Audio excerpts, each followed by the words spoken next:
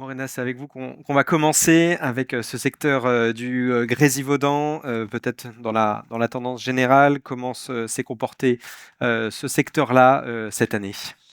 Alors merci Victor.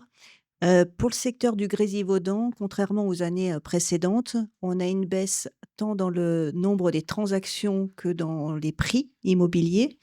On a une baisse significative du volume des ventes. Pour l'appartement ancien, 592 transactions contre 1 132 l'année précédente. Pour le neuf, 145 transactions contre 338 l'année précédente. La maison ancienne, c'est un peu mieux, 598 ventes contre 653 en 2023.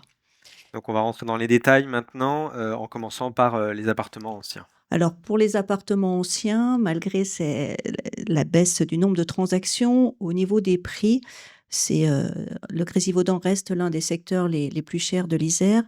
On a une diminution du prix de 3,1% par rapport à l'année précédente et le prix moyen au mètre carré est de 3 170 €.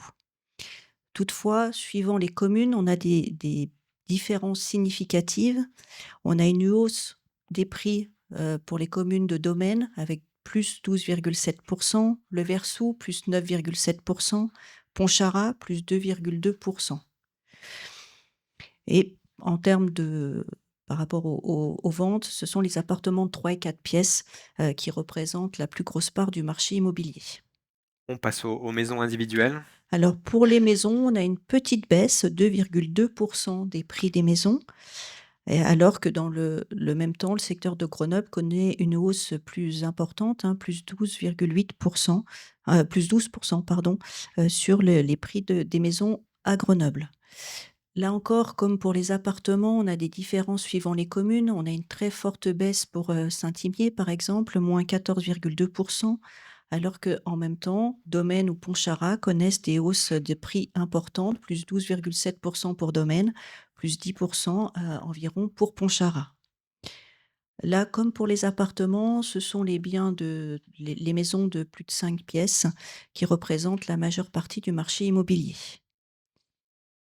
Pour le Pour les appartements Voilà. neufs, Pour du le coup? neuf, on a assez peu de transactions, vous avez vu, 145, transactions contre 338 l'année précédente. Le prix médian se situe à 4 200 € le mètre carré, mais on a peu de références et on a une diminution du prix d'un peu plus de 11%. Pour les, terrains à Les terrains à bâtir, si on bâtir. continue, là aussi, il y a peu de références, hein. C'est ce que disait, notre consoeur.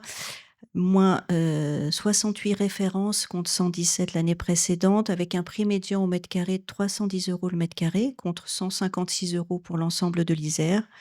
Et on a des superficies moyennes qui sont un petit peu plus élevées que l'année précédente. On est aux alentours de 720 mètres carrés par terrain. Et là, ce sont les terrains de moins de 600 mètres carrés qui représentent la majeure partie des ventes, ou ceux compris entre 600 et 900 mètres carrés. On a environ 30% pour chaque catégorie.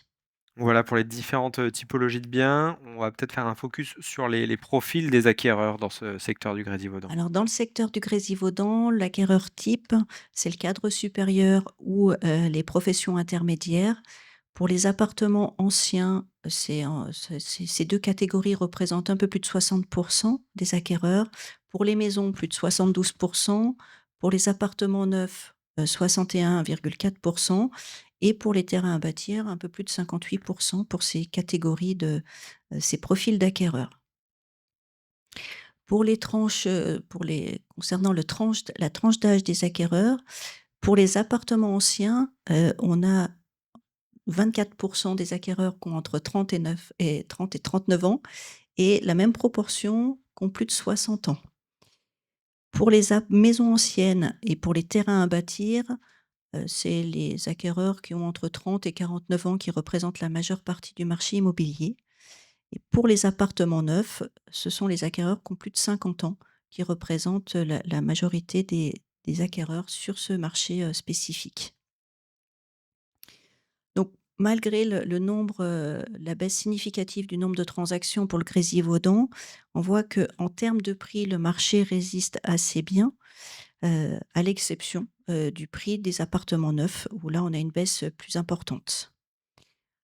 Pour le début de l'année et ça semble le marché est un peu plus dynamique, à la fois porté par la baisse des taux immobiliers qui a débuté, en 2024, une baisse quand même des prix.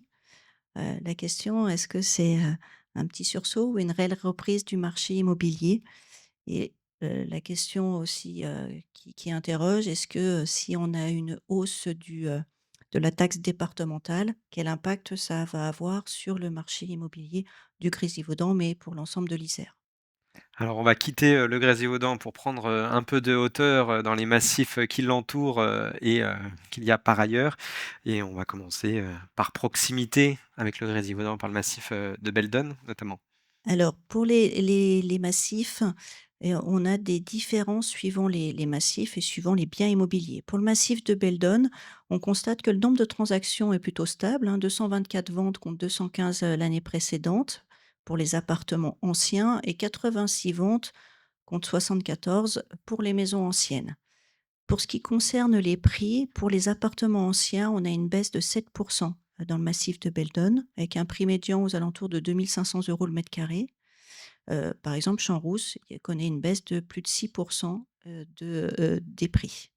Exception faite, de la commune d'Alvar avec une légère hausse du prix de 2,7. Pour les maisons anciennes, une baisse également à peu près dans les mêmes proportions, -6,7. Là aussi, on a quelques exceptions, notamment la commune de Cré-en-Beldon avec une hausse des prix de plus de 6 presque 7 de hausse des prix pour cette commune. On va prendre la direction, du Vercors, on en parlera tout à l'heure, pendant la table ronde, mais là, les prix, qui ont été, pratiqués, durant cette année dans le massif du Vercors. Alors si, simplement avant les prix, en termes de transactions, c'est plutôt stable, hein, parce qu'on a 316 ventes pour les appartements contre 323 l'année précédente, 84 ventes de maisons, heu et contre 78 l'année précédente. Pour les prix, on a une baisse pour les appartements anciens d'un peu plus de 4. Alors que pour les maisons, c'est très faible, mais on a une légère hausse, 0,3 avec une exception, significative pour la commune de Villard-de-Lans, qui connaît une hausse des prix de près de 13 12,7 pour les maisons anciennes. On a peu de références, pour, les appartements et les terrains à bâtir sur ces 2 massifs. Et on va terminer par, l'Oisans et la Chartreuse. Alors, concernant le nombre de transactions, pour les appartements anciens, on a une hausse du nombre de ventes, 605 ventes alors qu'on en avait 500 l'année précédente dans l'Oisan, 48 ventes, contre 39 dans le massif de la Chartreuse. Pour, les maisons anciennes, alors on a une petite diminution, 126 ventes contre 149 l'année précédente pour l'Oisan et 108 contre 112 pour la Chartreuse. En ce qui concerne les prix, le massif de l'Oisan, pour les appartements anciens, une très légère hausse, plus 1,8 avec un prix médian au mètre carré à 5 300 € le mètre. Et pour les appartements neufs, on a une hausse bien plus importante, plus 9,5 avec un prix médian à 10 000 € le mètre carré.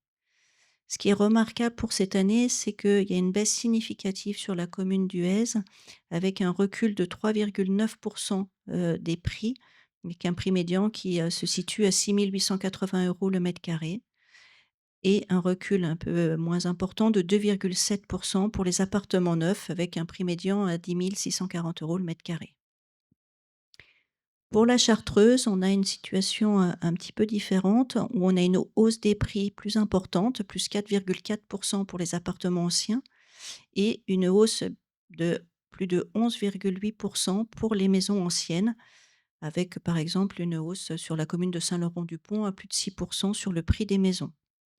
Donc ce qu'on constate, c'est que suivant les marchés, que ça soit suivant les massifs plutôt, que ça soit Beldon, le Vercors, le Voisin ou la Chartreuse et suivant les catégories de biens, on a des évolutions qui sont très différentes et ce que l'on peut noter, c'est que, comme pour l'année précédente, le massif de la Chartreuse, connaît un attrait particulier avec un nombre de transactions qui est stable et des prix qui continuent à augmenter sur ce massif-là.